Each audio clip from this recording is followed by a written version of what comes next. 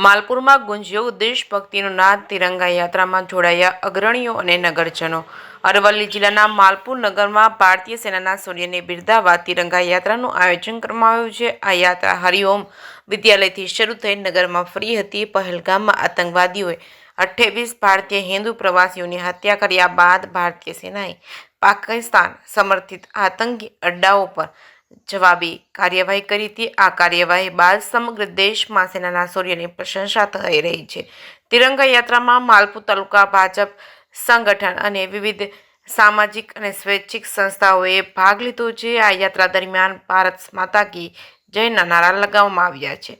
આ કાર્યક્રમમાં પૂર્વ ધારાસભ્ય ભીખીબેન પરમાર, જિલ્લા ભાજપ સંગઠનના ઉપપ્રમુખ મહેશ પટેલ, જિલ્લા ભાજપ મહામંત્રી હસમુખ પટેલ હાજર રહ્યા હતા।